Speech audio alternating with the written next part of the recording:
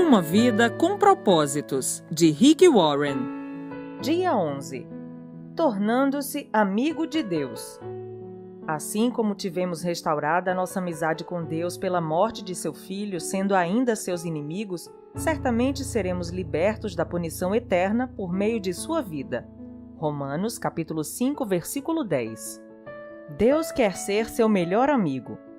Seu relacionamento com Deus tem diversos aspectos. Deus é seu autor e criador, Senhor e mestre, juiz, redentor, Pai, Salvador e muito mais. A mais espantosa verdade, porém, é esta: o Deus Todo-Poderoso anseia ser seu amigo.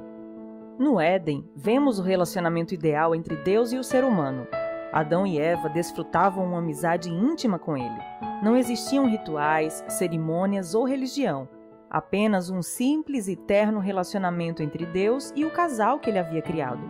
Livres de culpas e de medos, Adão e Eva deleitavam-se em Deus e o Senhor tinha prazer neles.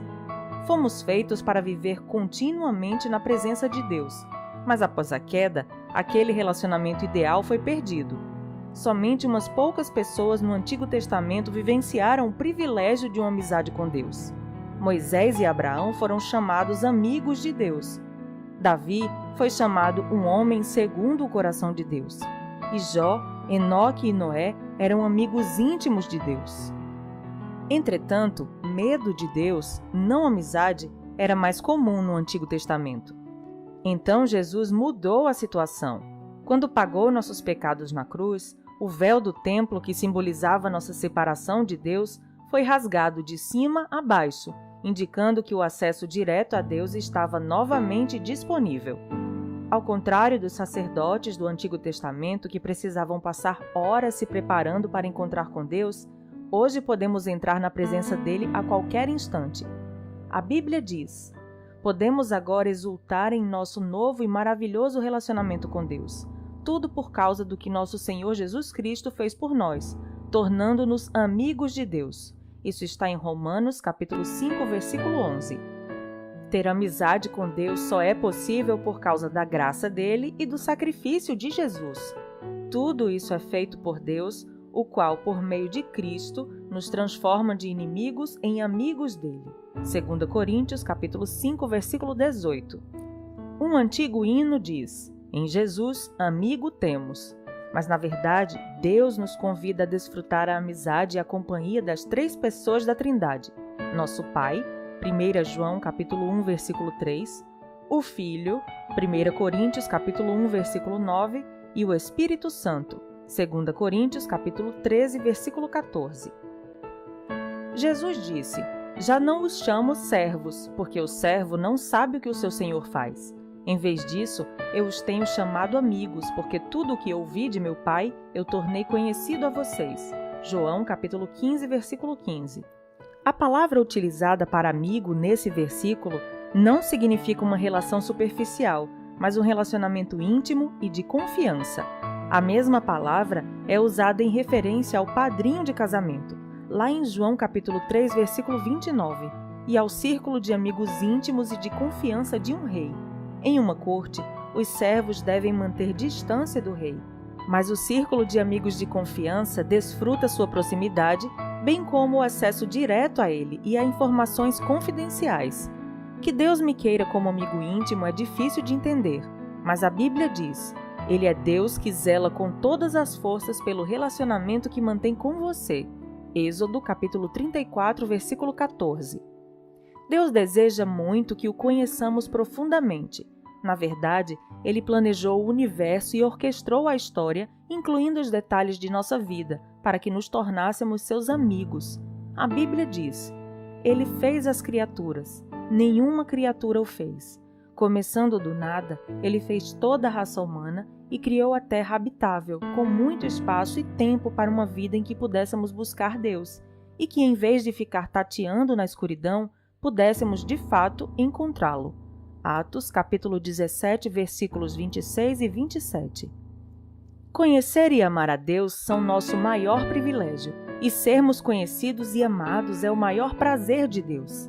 Ele diz: se alguém quiser se orgulhar, que se orgulhe de me conhecer e de me entender. Estas são as coisas que me agradam. Jeremias, capítulo 9, versículo 24. É difícil imaginar como é possível uma amizade íntima entre um Deus perfeito, invisível e onipotente e um ser humano limitado e pecador. É mais fácil compreender um relacionamento de mestre para servo, de criador para criatura, ou mesmo de pai para filho. Mas o que quer dizer o fato de Deus me querer como amigo? Olhando a vida dos amigos de Deus na Bíblia, aprendemos 6 segredos para ter amizade com Deus. Faremos um exame de 2 desses segredos neste capítulo e de 4 no próximo. Tornando-se amigo de Deus por meio do diálogo constante. Você jamais cultivará um relacionamento íntimo com Deus apenas indo à igreja uma vez por semana ou mesmo observando um período de busca diária. A amizade com Deus é construída quando compartilhamos com Ele todas as nossas experiências. É lógico que é importante estabelecer o hábito de um momento diário consagrado a Deus, mas Ele quer mais que um compromisso na sua agenda. Ele quer ser incluído em todas as atividades, todas as conversas, todos os problemas e até mesmo em todos os pensamentos. Você pode manter uma conversa contínua e ilimitada com Ele ao longo do dia, conversando sobre o que quer que você esteja fazendo ou pensando em cada momento. Orem continuamente. 1 Tessalonicenses, capítulo 5, versículo 17. Significa conversar com Deus enquanto faço compras, dirijo, trabalho ou realizo qualquer outra tarefa. Um conceito equivocado bastante comum é o de que passar tempo com Deus significa estar sozinho com Ele. É claro que, seguindo o exemplo de Jesus, você precisa de um tempo a sós com Deus, mas isso se refere somente a uma parte do período que você passa acordado.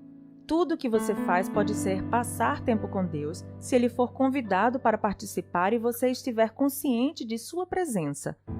Um livro clássico sobre como desenvolver uma constante conversa com Deus intitula-se A Prática da Presença de Deus. Ele foi escrito no século XVII por Irmão Lourenço, um humilde cozinheiro de um monastério francês. Irmão Lourenço era capaz de tornar as mais banais e insignificantes tarefas, como preparar refeições e lavar pratos, em atos de louvor e comunhão com Deus. A chave para uma amizade com Deus, dizia ele, não é mudar o que você faz, mas sim mudar sua atitude em relação ao que faz. Ou seja, o que você normalmente faz por você mesmo, comece a fazer por Deus. Comer, tomar banho, trabalhar, relaxar ou jogar o lixo fora. Nos dias de hoje, é frequente sentirmos a necessidade de escapar da rotina para adorar a Deus, mas isso se deve ao fato de que não aprendemos a praticar sua presença todo o tempo. Irmão Lourenço achava fácil adorar a Deus nas tarefas comuns da vida. Ele nunca precisou participar de retiros espirituais especiais. Esse procedimento é o ideal para Deus. No Éden, a adoração não era um evento no qual se comparecia, mas uma atitude permanente. Adão e Eva estavam em constante comunhão com Deus. Como o Senhor está com você durante todo o tempo, nenhum outro lugar é mais próximo dele que o lugar onde você está nesse momento. A Bíblia diz: Ele comanda todas as coisas, está em todos os lugares e em todas as coisas. Efésios capítulo 4, versículo 6. Irmão Lourenço também cultivava o hábito de fazer continuamente orações curtas e informais ao longo do dia, em vez de tentar realizar longos períodos de orações complexas. Para manter o foco e neutralizar divagações, ele dizia: não o aconselho a usar uma grande variedade de palavras na oração, visto que longos discursos são um frequente motivo para devaneios. Numa época em que a concentração é difícil, a sugestão para manter a simplicidade, feita há mais de 4 séculos, reveste-se de especial importância. A Bíblia diz: orem o tempo todo. 1 Tessalonicenses capítulo 5, versículo 17. Como isso é possível? Uma forma é utilizar orações sussurradas ao longo do dia, como têm feito muitos cristãos ao longo dos séculos. Escolha uma frase curta que possa ser repetida a Jesus num sussurro. Tu estás comigo, recebo tua graça, dependo de ti, quero conhecer-te, pertenço a ti, ajuda-me a confiar em ti. Você também pode usar uma frase bíblica curta. Para mim o viver é Cristo, nunca me abandonarás, tu és o meu Deus. Faça essas orações com a maior frequência possível, de modo que fiquem profundamente arraigadas no seu coração. Apenas se assegure de que sua motivação é honrar Deus, não controlá-lo. Praticar a presença de Deus é uma habilidade, um hábito que você pode desenvolver. Assim como os músicos praticam escalas diariamente a fim de executar belas músicas com facilidade, você deve se disciplinar a pensar em Deus em diversos momentos do dia. Você precisa treinar a mente para se lembrar de Deus. A princípio, será necessário criar lembretes que restabeleçam regularmente a consciência de que Deus está com você naquele momento. Comece colocando lembretes visuais por perto. Você pode escrever pequenos bilhetes, dizendo: Deus é comigo e por mim nesse exato momento. Os monges beneditinos utilizam o soar de um relógio, que os lembra de hora em hora que devem parar e fazer a liturgia das horas. Se você tem um relógio ou um telefone celular com alarme, pode proceder da mesma forma. Em alguns momentos, você sentirá a presença de Deus, em outros não. Se você está buscando a experiência da presença de Deus por meio de tudo isso, então não compreendeu o que estou falando. Não louvamos a Deus para nos sentirmos bem, mas para agir bem. Seu objetivo não é uma sensação, mas a consciência constante da realidade da presença constante de Deus. Esse é o estilo da vida de adoração. Por meio da meditação contínua. A segunda forma de estabelecer amizade com Deus é pensar em sua palavra durante todo o dia. Isso é o que chamamos meditação, e a Bíblia nos exorta repetidamente a meditar sobre quem Deus é, o que Ele fez e o que Ele disse. É impossível ser amigo de Deus sem saber o que Ele diz. Você não pode amar a Deus a não ser que o conheça, e não pode conhecer sem conhecer sua palavra. A Bíblia diz que Deus se revelou a Samuel por meio de sua palavra. Isso está em 1 Samuel, capítulo 3, versículos de 2 a 21. E até hoje Deus utiliza esse método. Embora você não possa passar o dia inteiro estudando a Bíblia, é possível pensar nela ao longo do dia, recordando os versículos que leu ou memorizando-os e refletindo sobre eles. A meditação é frequentemente mal interpretada como se fosse um ritual complicado e misterioso, praticado por pessoas místicas e por monges em clausura. Meditar é simplesmente concentrar os pensamentos, habilidade que pode ser desenvolvida por qualquer pessoa e posta em prática em qualquer situação. Quando você pensa repetidamente em determinado problema, isso é preocupação. Quando você pensa repetidamente na palavra de Deus, isso é meditação. Se você sabe se preocupar, então já sabe meditar. Basta que desvie a atenção de seus problemas para os versículos bíblicos. Quanto mais você meditar na palavra de Deus, menores serão suas preocupações. Deus considerava Jó e Davi amigos íntimos pelo fato de eles valorizarem a palavra acima de qualquer coisa e meditarem nela o dia todo. Jó reconheceu: dei mais valor às palavras de sua boca do que ao meu pão de cada dia. Jó, capítulo 23, versículo 12.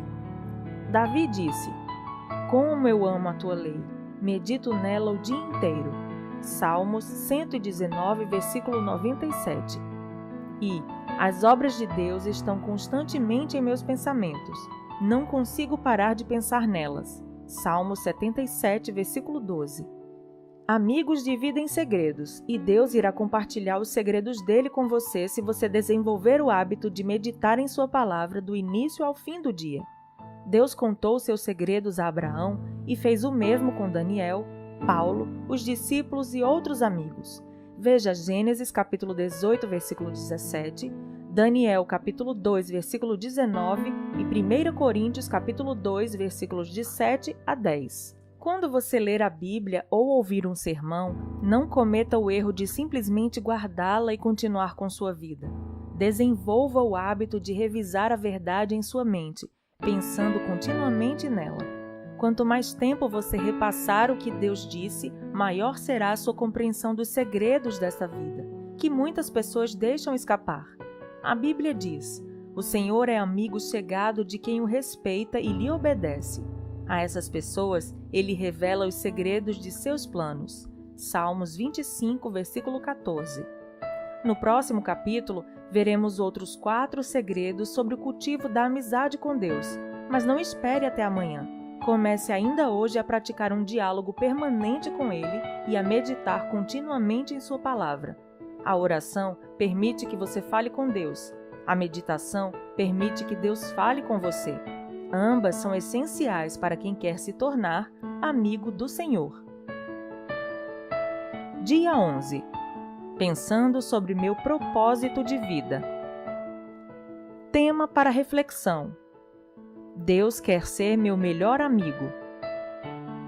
Versículo para memorizar: O Senhor é amigo chegado de quem o respeita e lhe obedece. Salmos 25, versículo 14. Pergunta para meditar: O que posso fazer para me lembrar mais vezes de Deus e falar com Ele mais frequentemente ao longo do dia? Até o próximo áudio.